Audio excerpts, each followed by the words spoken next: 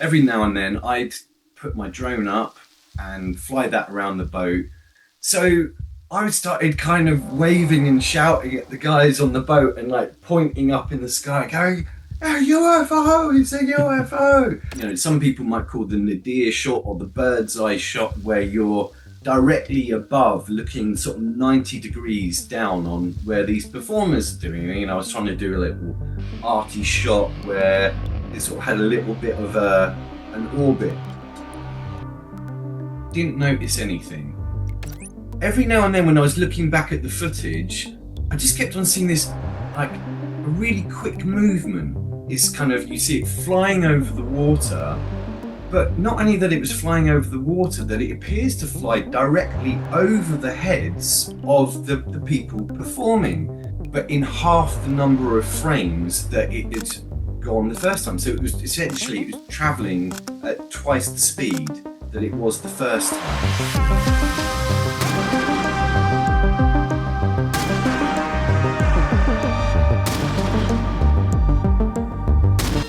The following is a conversation with Jay Enticknap. Now, Jay works in digital filmmaking and content creation in the UK. He was up flying his drone, filming a music shoot when he caught something very unusual. And thankfully, Jay has done a ton of research and sort of assessment beforehand to try and figure out what this could be, to try and give it a conventional explanation. And really, that conventional explanation becomes less and less probable the more you look at this case. Now, in this conversation, we're going to talk through the footage. We're going to show you the footage. It's high resolution. I'll do some analysis along the way, and Jay will talk through how he caught it. I'd just like to say it's fantastic that we've got more and more people from the UK coming forward and saying, look, I've caught something interesting and here it is, or I had this experience and I'm happy to talk about it. It's a really good sign. And it's one of the things I really wanted to do with this podcast was reach out more so to people in the UK to try and bring this forward over this side of the pond. That's not to say that I don't really appreciate the people in America who are talking about this, but you know, we've got our own thing going on over here. There's plenty happening. So that's what we're trying to document here. So without further ado, the following is a conversation with Jay Enticknap. Firstly, thanks so much for joining me. I really, really appreciate it. And thanks again for sending over the footage. And I have to say, and I sort of said this to you off air, that very few people will send me like so much clear data, like here's some screenshots, here's the location, here's the positioning of what, and here's some stills. So it was awesome to get all of that info and all the context as well sent over, because quite often I get, and I'd say it's probably 99% of what I get is a video that's been screen recorded. Look, I took this and I put it on Instagram, I put it on TikTok or Snapchat or whatever. I'm like, I can't do much with that, but thanks for sending it over. No problem. I guess like from my perspective, um, and I think we've seen a bit of a sea change on this in terms of the public dialogue about this subject. But over the years, and talking to friends and strangers about the subject, you get the same kind of questions. Well, could it have been a drone? Could it have been this and that? And it's just like, okay, there are sometimes when it's very easy to make a misidentification. So I like to kind of make sure that if I'm going to put myself out to in a situation and saying, well, look, actually this doesn't fit into any of these brackets. Here's the process that I've gone through in order to kind of go rule out all of the kind of the mundane stuff, basically. So as I say, it was kind of, we'll get into it shortly, but it was kind of one of those kind of accidental captures in a way. And but it was there was enough information there that I could say, okay, well, this was the position, and here's where we had cameras, and here's the kind of frame rates we were shooting at, and here's the distance that things appear to have traveled, and you can sort of make some approximate calculations on things like speed and stuff like that. Yeah. But Well, let's jump into it. Let's first of all start us off with what was the situation? And so you were filming. What were you filming? Why were you filming? And let's kind of go from there. Right. So this footage dates from the 22nd of June in 2020, And as I'm sure everyone can remember, for at that period, we'd been locked up for a couple of months, right? And being someone that works in my background is I was as a musician, and I was getting more into videography at the time. And for me and a lot of my creative friends, basically overnight, all our work had evaporated, and at that point, we weren't getting any support. So we also had the situation where, come the summer months, a lot of my friends would be playing and performing at the music festivals in UK and Europe. And so a lot of the music festivals that year were doing like online content instead. So the backstory of that was I was asked by a gentleman who actually runs the company on that owns the barge, which is depicted in the footage. And there, I won't name the name because I haven't discussed that with them. And but the context was that he'd been asked to record a DJ set for a well-known British festival, and my thought was at the time I'd had enough of really seeing people doing like green screen or split screen stuff, and I felt that there was enough that remaining legal, because this was kind of just as we were coming out of that first lockdown period, and there'd been a lot of other things that had been happening at the time with there were quite a few protests and things like that, but the creatives were still kind of like, what can we do? What can we do to actually to be able to get our stuff seen? And so when this gentleman approached me to do some, I was like, well, I've got some cameras. My housemate's got some cameras. Is there any place that we can film where we can be outdoors? Because I wanted to, transport people that had maybe been stuck inside for a couple of months into, an outdoor setting. And in an outdoor setting, we could have a bit more space. So that was the idea. And he said, well, I've got my company's got the barge in Tottenham Lock. Why don't we do it on the deck of the boat? So we were filming two acts. One where he was kind of doing his kind of like headline slot. So he was DJing, and then there was some live musicians in the background jamming along. And before that, as a little test run, we had another like small group of musicians. It was an MC, a drummer, and I think there was a percussionist as well. And we just set up the cameras on the deck of the boat, and were capturing a live performance that we could then edit into like a multi-cam video for as content for this festival. So while my housemate was monitoring the cameras on the deck of the barge, every now and then I'd put my drone up and fly that around the boat.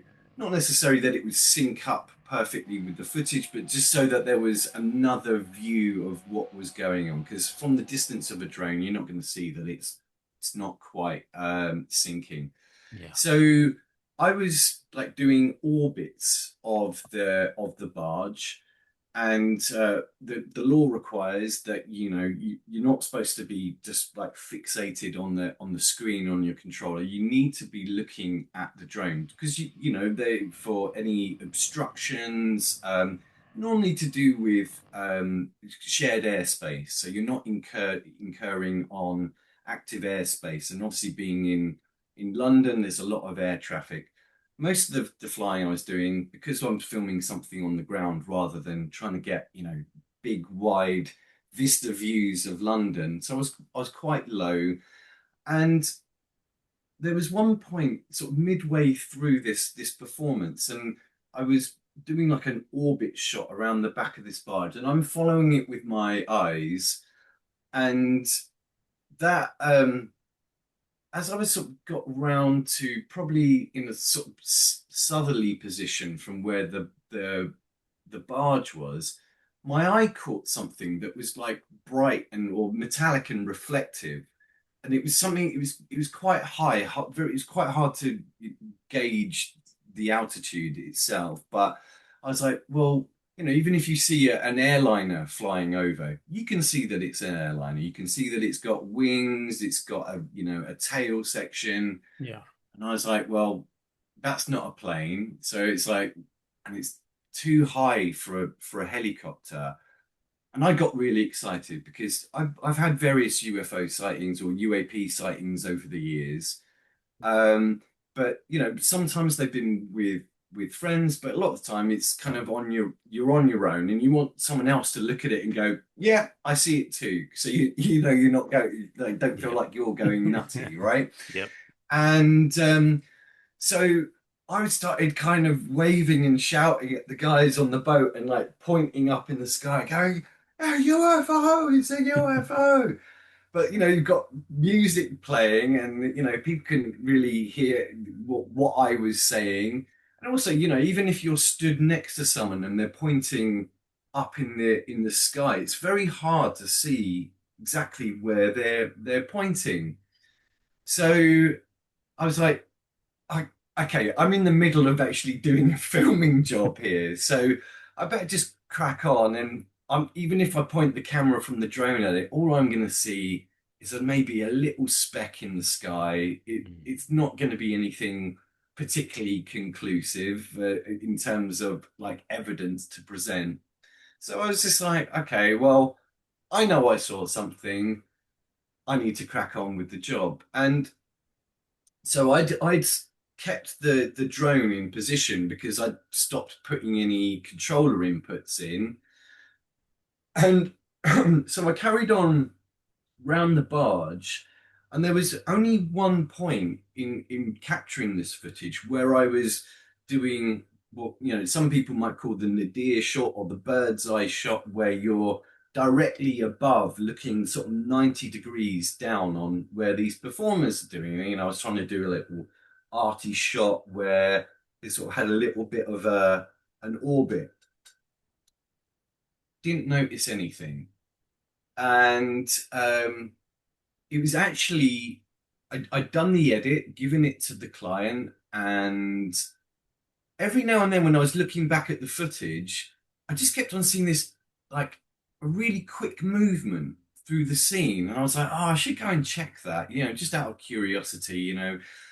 And so it was probably, although we'd filmed in, I think, yeah, so 22nd of June, I think it was probably like around this time, so like August time, could have even been September. And I just pulled up the file and I just started, I was like, I'll go and check that bit. And I started clicking through frame by frame. And then I was like, I won't say what I said, but it was, an expletive of like, what the Jeff is that? And my housemate who had been doing the filming as well, I sort of called him in, and he had the same reaction. So it was like from there, I was like, okay, well, what is it that I'm looking at here? And because it was a very like strange shape, and obviously moving at a speed that was, you blink and you miss it. Maybe some of your viewers, if you saw the Instagram clip about the Instagram clip about what you were doing this week. I know, when even when I look at it, it's like I can't see anything there. Yeah. So yeah, it was just like there was enough there that I caught a movement. I think it's like when you're working with video and cameras a lot, you see these little details because you want your stuff to look good, right? Um, but yeah, so I was kind of presented with this object, which is kind of, you see it flying over the water, but not only that it was flying over the water, that it appears to fly directly over the heads of the people performing, which is kind of weird because, it could have gone anywhere, but it was directly over the performers. And at the same time, it was that the same point the one time in the footage when I'm directly above. So the drone is, I would estimate at the time it was probably about, could have been like 60, 70 feet. So not particularly high. And the camera settings, because all of these things are relevant when you look at it. It's like, because the depending on the aperture of the lens can mean how much of the image is in focus. Like, so at the moment on this camera that I'm using, it's on f4, it's focused on my face. You can see the background, but it's not crisp. So my initial thought was, okay, well, where in the three-dimensional space between the drone and where these guys are performing is this object?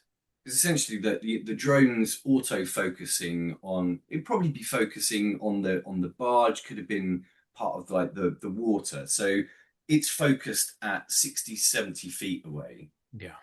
And I was doing a very slow descent and rotation just to make it a little bit more interesting.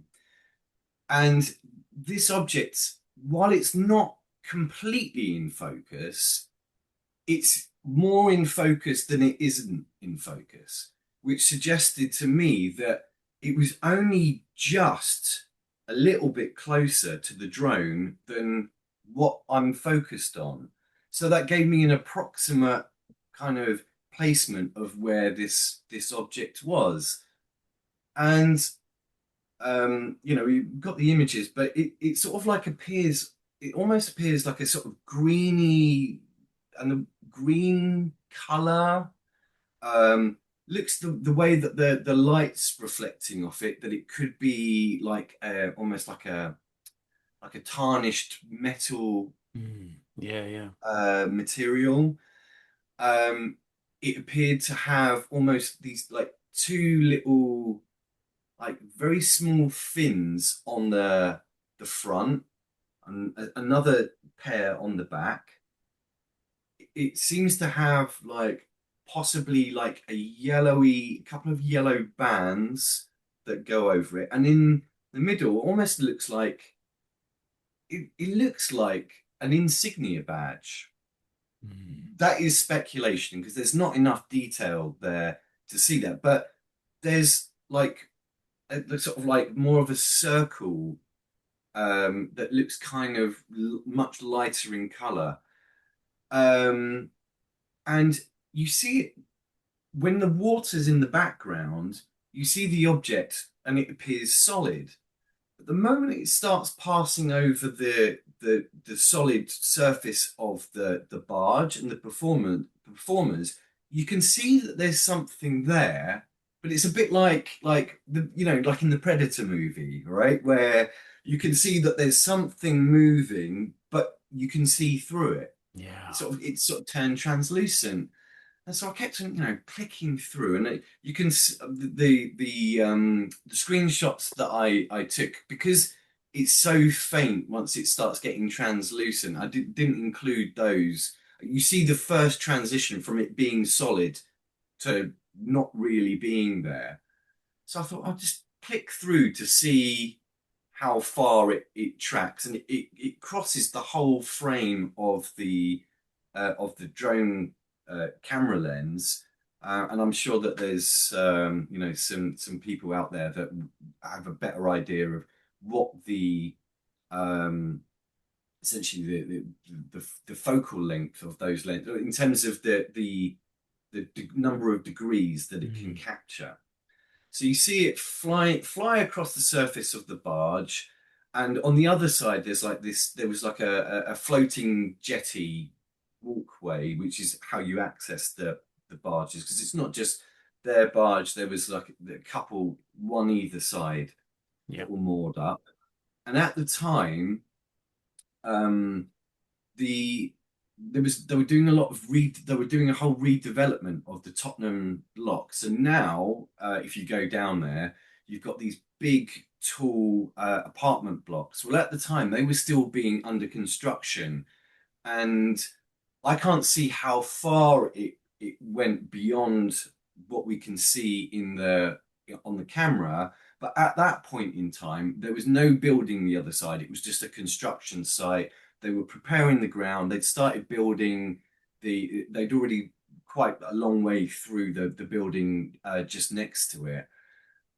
But as I carried on clicking through, I suddenly saw it this same thing or something that I was had to look at closely again because it crossed the same it moved along exactly the same flight path, identical, but in half the number of frames that it had gone the first time. So it was essentially it was traveling at twice the speed that it was the first time. And at that speed, I started to get the distortions in how the camera sensor was recording the image. Yeah. But you can see that it's got the fins. You can see the color. It's like that's the same object. Mm. And what struck me as very strange was that was an intended flight path. Not only that it was flying directly above the people that this camera is looking at, but also on the way back. Well, if it was an insect, it wouldn't do that. It would, it'd be doing some Yeah. other kind of Yeah. random thing, and it certainly wouldn't go back exactly the same on exactly the same trajectory as it did the first time. Mm. So that's really weird. It was like it was kind of intentional in a way. Mm.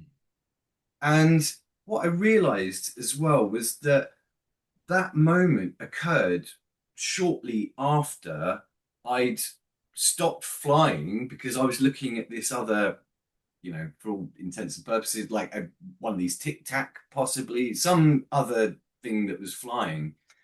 And I was like, for me, I was like, maybe there's a link here, but let's look at is there anything else that gives greater clues where we can eliminate the other possibilities? Okay, well, someone said, well, it looks like a drone. And I was looking at the distance that it traveled. I mean, so I was shooting at 50 frames a second, and the first pass from start to finish until it goes, so from when it enters the frame to when it exits the frame, I think it was 13 frames. So essentially like a quarter of a second and it's gone. And even if you sort of take a quite a sort of conservative estimate of that distance, we're probably looking at about 20 meters, very conservatively, that it's traveled in that time. And if you calculate, well, what is that speed? You're looking at least about 200 miles an hour. And no one on that boat, given how close it was to the performers, no one saw anything. We didn't hear anything. There are some drones now that, like custom built things that people, will build that can get to some crazy speed. But this isn't something that's commercially available, Mm. to Yeah. off the shelf. Yeah. And they're super loud as And well. They're really loud. they're loud. You Mm. would you would hear it if one of those motors was going and Mm. driving it at 200 miles an hour. I say that's a very conservative estimate. Mm. Um, we would have all heard it.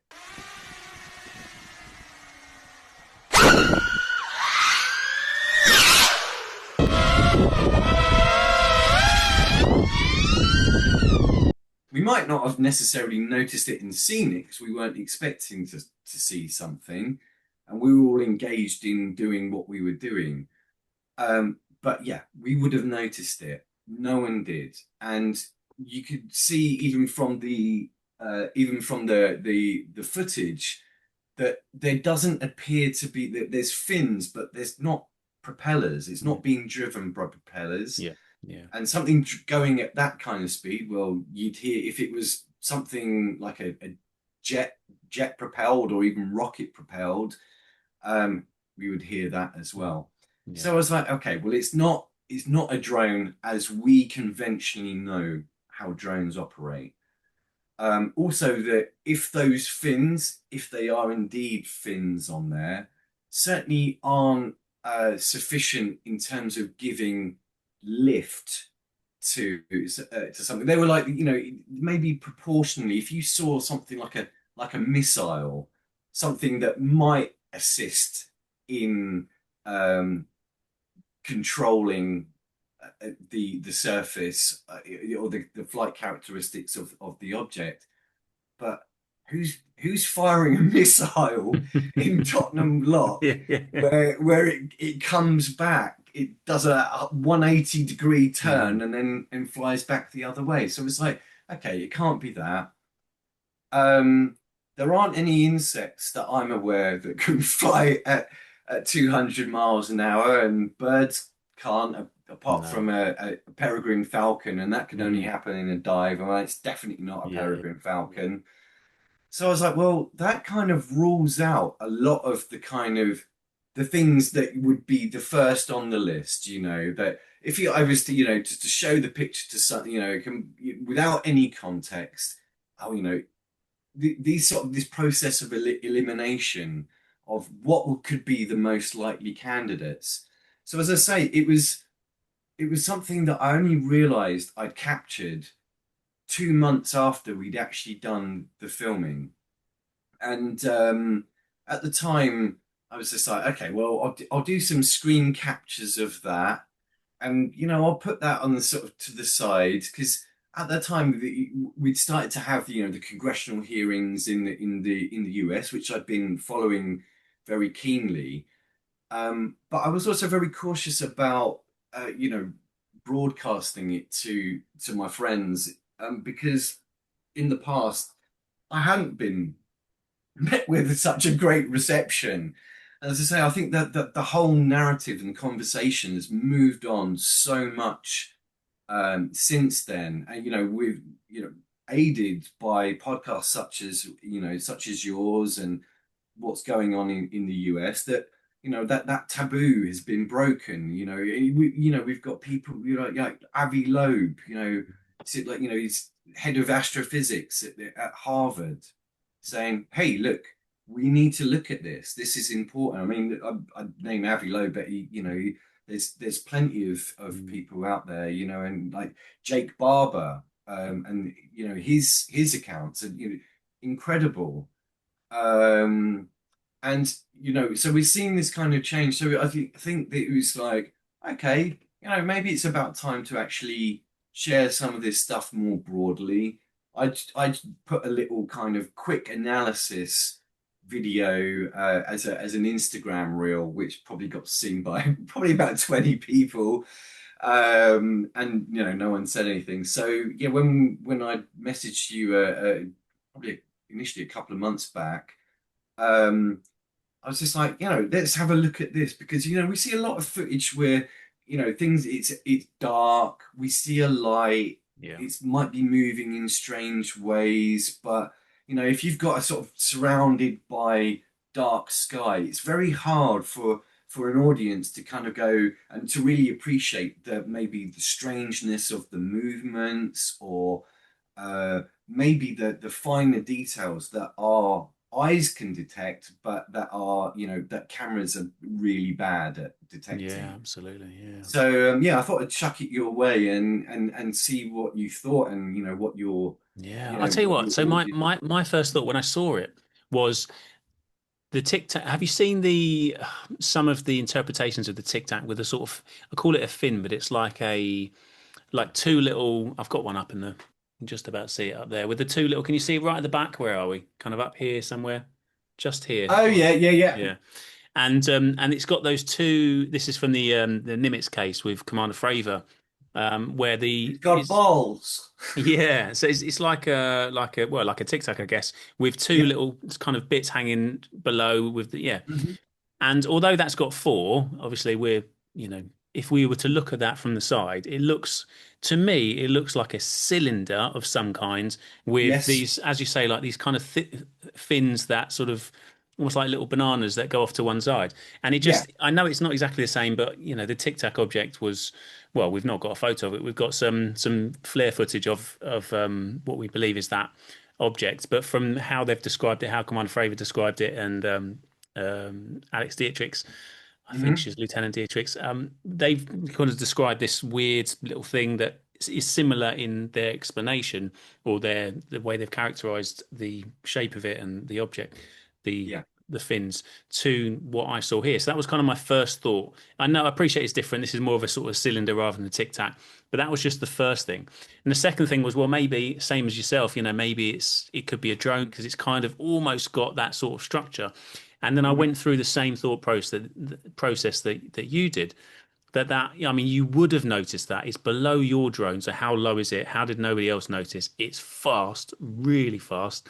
And a few people have sent me these videos of these super fast drones because a lot of people like to go, all of those really fast things in the sky, they're just those new fast drones. And I'm like, okay, well, let's rewind a bit. Let's go through it. How could it be? And you go through all the characteristics of some of these objects, and they're very, very loud. I haven't found a single one that isn't loud. If it's propelled by a motor and it's screaming across the screen, Yeah. you know. But even so, I've not seen one that's got this sort of cylinder shape. That's unusual. That's unique. And like you say, to do the flight path and then come back the same flight path, I mean, we could run some models on probability with insects and birds. Again, Yeah. like you say, there's no insect on Earth that's that fast. And in terms of a bird, we're talking about the falcon. I did a video on that a while ago with I think I want to say it was a chap in Ireland, Aaron Devro, I think it was, and we did some analysis on that because a few people could say, look, it's just an insect, and there were these objects that were really quick, and we did some assessments and analysis on them. It's like unless it's a bird doing literally a hunting dive, Yeah. it's not possible to reach that speed. Certainly not across, at that trajectory. Right. It's a dangerous thing to do, isn't it? If you're flying at, so we're gonna estimate roughly 20, maybe 30, 40, 50, somewhere below your drone at 60 to 70 feet, but Yes. above their heads, and I'm guessing it's sort of raised and then they're on top, stood up, so it's above that. Correct. Yeah. So, somewhere maybe between 20 and 50, 20 and 60, something like that. Yeah. That's Yeah. I think that's probably a good estimate. Yeah. But as you say, it's still sort of relatively in focus. So if you're focused on the barge, then that narrows it down a little bit to sort of further down. But even so, even if you're right below your drone, that's Hmm. a pretty reckless thing to fly at 200 plus miles an hour, Yes. at that height, because there could be all kinds of things that you could potentially crash into, or appreciate the building hadn't been built then, because that was my first thought. It was Hale Yeah. Wharf, wasn't it? That Yes, that's that was right. the Yeah. direction of it, and a high rise now, but not at the time. But even so, what's past that and then past that, and are we going? So Right. it's a if it's a military thing, then my thought would be, unless they've got incredible control over it, that they can do things that would appear reckless to an amateur non drone pilot, I guess, or to somebody that's just got some cool toy that they want to play with, Right. and go and see what those guys are doing over on the barge. But it's having something that seems pretty advanced, that you've not heard it, you've not seen it, and it's not an obvious shape that we've seen, and I'll run it through reverse search Yeah. and stuff to see if there's anything that comes back. But I've not seen anything like that before. It's very unique to look at. Yeah. And the other unusual thing that we see, as I mentioned earlier, that the as soon as when it was over the water, Yeah. you could see it. When it wasn't over, when it was over something solid, you could see that it was there, but you could see kind of through it that it was translucent. And I wondered whether this is whether it was employing some form of cloaking technology, so that if you were underneath it looking at the sky, you wouldn't see it. But looking down, when there's water, and the surface of water is obviously it's Mhm. going to move. It's going to Interesting. be doing some strange things with the light bouncing off it. That doesn't happen over a solid surface. So my other thought of why I found that it's so interesting was, is this showing us a limitation of the cloaking technology that's being employed, the possible cloaking Mm. technology that's being used on this object or craft. Whether that it's like the Achilles heel of that cloaking technology is it works over most things, but don't try it over water. It's one of its maybe one of its shortcomings. Yeah, Like, interesting. is it using something that is essentially bending light Mm. around it? The more data points you've Exactly. got, the Yeah, more the more sure you can be of starting to make yeah, some kind of conclusions about what's going 100%. on. But 100%. Yeah, yeah, definitely. man. Awesome. I'll let you get on, Nice man. one, man. But yeah, great chatting with you, bro. Yeah, you too, man. Take care of yourself. Keep Speak doing your soon. thing, man. Love it.